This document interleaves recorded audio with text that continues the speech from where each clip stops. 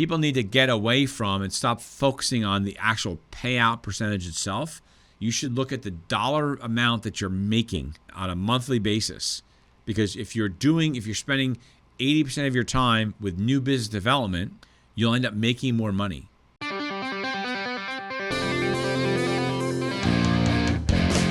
Welcome to Advisor Talk with Frank LaRosa. Brought to you by Elite Consulting Partners, it's the only podcast offering unfiltered guidance and direct advice for all things concerning financial advisors, RIAs, and the practitioners in the wealth management business. Learn more and subscribe today at eliteconsultingpartners.com/podcast. And now, here's your host, Frank LaRosa. Hey everybody, welcome to Advisor Talk with Frank LaRosa. I am your host, Frank LaRosa, and I am flying solo today. Today is really just going to be a Q&A session. We had a great question that came in from one of our listeners, and I thought I would just spend just a few minutes really trying to help this listener with their question. And really the question was, what should an advisor do if they end up being the CEO and find out that they hate running the business and miss working with clients? So basically, you become the CEO of your business, and you realize that it's not what you're passionate about. It's not what you love to do. And look, I think that is that's something that happens all the time, and I would really I applaud you for actually acknowledging that. I think there's a lot of advisors out there that go from the W-2 space into independence. This particular individual runs an independent advisor, an RIA practice. And I think a lot of advisors think that they are business owners and entrepreneurs and CEOs when they're in a W-2 world, right? But they're really not. That's why if you've listened to me before, you've heard me refer to those people as practitioners. Because they're not business owners. They're not really making hard decisions on the business that affect their personal bank account, meaning they hire the wrong person as an assistant. It's the branch that pays, right? It's the branch, if you have to fire somebody, it's the company that pays the unemployment insurance and tax, right? The healthcare, all those other things. So I think there are a lot of people that wake up when they go independent because they love the idea of a high payout. They love the idea of theoretically more freedom, or which is even crazier. They have employees and they think that they're going to go and build their own business, and they're going to be able to work less and have less responsibility. Even though what you don't realize as a business owner is you work more and have more responsibility, because every single person that's on at your company, you are responsible for, meaning that you have a responsibility to make sure that you help them. And so you are accountable to them, not the other way around as a business owner. And some people find that hard to deal with. So for this particular question, the way I look at it is you have two options. The first option could be as simple as rolling up into a larger RIA that you can offload all of the things that you don't like to do, and you can come back to being really just a practitioner, right? Which is really what you want to do. You can be a practitioner within a large organization in an RIA and still do very, very well. You might be giving up a little bit of income, right? Because you're gonna get a lower payout. But the way you have to look at that is that's an investment back into what you love to do. And even though, let's say you give up 10 or 15 points, right? Well, that might afford you the ability to go out and spend the majority of your day going out and finding new business, which actually will help you do more business, and you'll end up making more money. So when you are independent, people need to get away from and stop focusing on the actual payout percentage itself. You should look at the dollar amount that you're making on a monthly basis. Because if you're spending 80% of your time with new business development, you'll end up making more money than if you're spending 30% of your time on new business development and 70% of your time on compliance and oversight and all those other things, because you got a 10-point higher payout, right? You probably make less money. So for this guy, what I would suggest, number one, is find a firm that you can roll up into. Obviously, we'd be happy to help you with that you basically take an inventory of the things that you don't like doing as the CEO. I did this thing. It's an exercise that I learned from something called Strategic Coach, which is a program I go to every once a quarter in Chicago. And it's all about becoming the best entrepreneur that you can be and the best business owner. And so I did this exercise where there's really 4 categories, right? There's category number 1 is the things that you love to do and you're really good at, you're passionate about. Category 2 is the things that you're really good at, but you're not necessarily passionate about them. This number 3 is the things that you're adequate at and don't like doing. So you're okay at it and you don't really like doing it. And number 4 is things that you're really not good at and you hate doing, right? And so the exercise is to try to see, and for those of you not watching me on YouTube, I'm holding my hand up with 4 fingers, right? Is how much of your day is spent in each of those categories. And so ideally, in a perfect world, in the Xanadu world, you want to spend all your time in that category that you love to do, you're passionate about, and you're really good at. The reality is that's not reality. When I ran that exercise, what I found is I spent about 50% of my day in that category. I spent another 30% of my day roughly in the I like doing,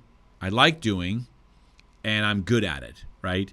And then I spend another 20% or so, roughly 20%. It's not exactly that mix, but another 20% in the areas that I'm good at, but I just don't like doing, right? So what I work on constantly, every quarter or so, is I try to move the things in those categories, particularly category 3, to somebody else. So for you, if you're doing that inventory of yourself, figure out what are those things that you can offload to a larger OSJ. So it could be technology, it could be the human capital component, right? So you want to go to a firm that provides staff for you, that handles all the hiring and firing, all that stuff for you, or the technology decisions, or it could be paying the bills. You just don't like doing any of that stuff. So you can find a solution that will make you happy by going to do that. The other option that you can do, which is the option that I choose, right, is just hire those people around you, right? Hire the right people in your organization to do the things that you don't like to do. For many, many years, I was spending a lot of time on I'll call it the finance side of the business, right? Managing invoices and bills and QuickBooks stuff and, making sure that our financing is in order, right? And that would burn a couple hours a day for me, which wasn't really a good use of my time, right? As a business owner, you need to understand the numbers of your business, so that's important, right? But the intricate parts and the minutia stuff wasn't really where I should be spending my time. So, I've learned over the years, I hired a really strong CFO that's really good at that. Pay him really well, and he does that stuff really well. And so it allows me now to get some time back on my calendar to spend with my clients, to spend helping clients grow their practices or moving firms or doing marketing, or whatever it is that we're helping the advisor do, right? So you need to surround yourself with really, really strong people. If you do it the right way and you surround yourself with people in areas that you don't, so you still need to do that inventory of your tasks and what you're doing during the course of a day, and then find people that can do those things. And don't look at, when you hire someone in a position, don't look at it as an expense you're going to incur. You have to look at it as an investment you're making in yourself. So if you have to hire a really strong chief compliance officer, because right now you're doing compliance yourself and you don't like doing it, and you have to pay that compliance person $150,000 a year if you have a good business, right? You have to look at that as an investment in you. So how much money would you have to make, or really how much in assets do you have to bring in order to generate $150,000 of profit to your organization? And so you can work backwards to figure out how much time do you need in order to do that to make up the difference. It's not always going to be dollar for dollar, because some of it is peace of mind. But you can build a team around you that really, you can still be the CEO in title, but to me, I hate running the business. So there are things about running a business that many people aren't aware of that some people like and some people don't like. Problem solving, human capital issues, i.e. like compliance, employee problems, right? Hiring, firing, internal squabbles and who's mad at who, and all of those things. I call those human capital issues.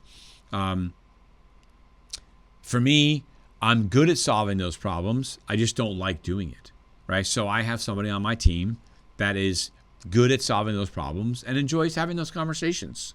So that business, that work and that particular task or issue falls on his shoulders, and that's fine because it allows me to go do other things, and then it also doesn't drain my energy, because those types of things are energy draining, and you as the business owner, as the CEO of your company, as the founder, need to do the things that are not draining to you mentally, so you can go out and grow your business, because that, by you being able to grow your business, will help everybody in your organization.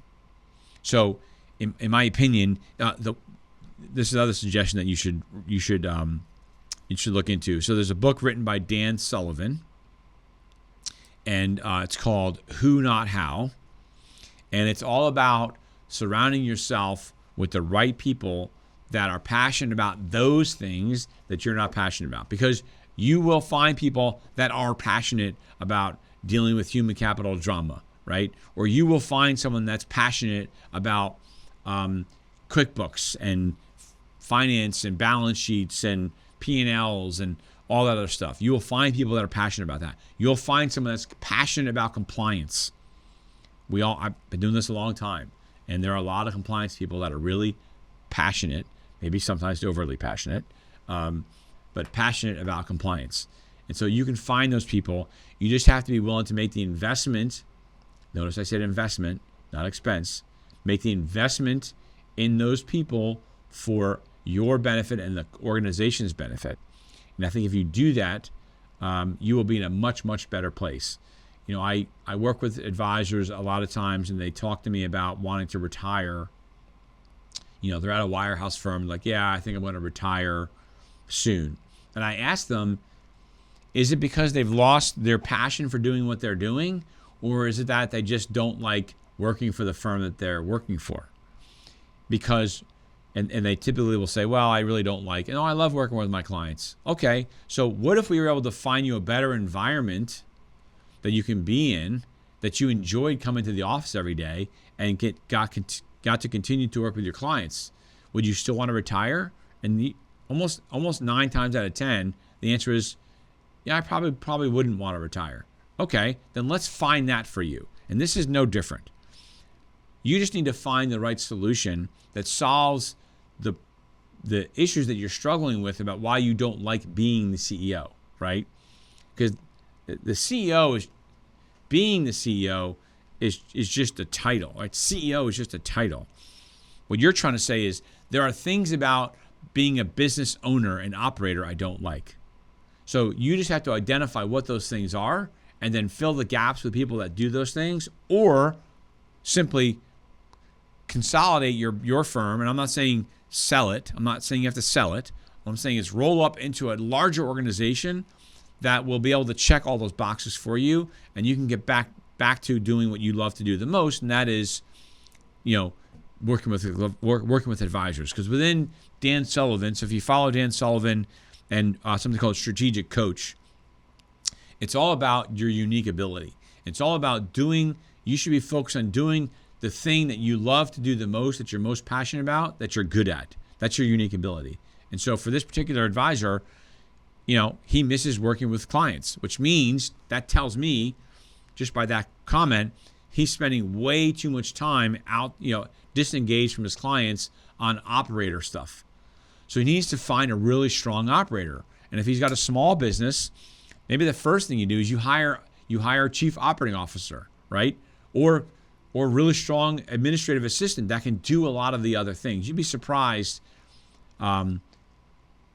what kind of quality people are out there that can handle a lot of those things and love to be multitasking and solving lots of different problems while you as the advisor are out closing business.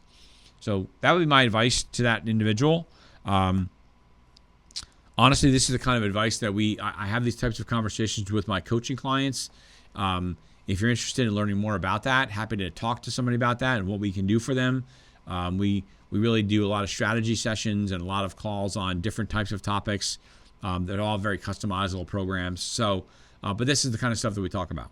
And so it's great that this question came in. Actually, the question was pulled out. Someone had made a comment about listening to the podcast, and we loved it. And we asked them what types of topics would they like to hear more about, and this was one of them that came up. So I thought I'd spend a few minutes to talk about that. If you have any questions, you'd like to learn more, obviously you can email me at frank@eliteconsultingpartners.com. You can DM me on my Instagram account, which is frank.larosa.elite, or shoot me a DM via LinkedIn, which is just Frank LaRosa. And hopefully I can help you too. Take care. Thanks for listening to Advisor Talk with Frank LaRosa.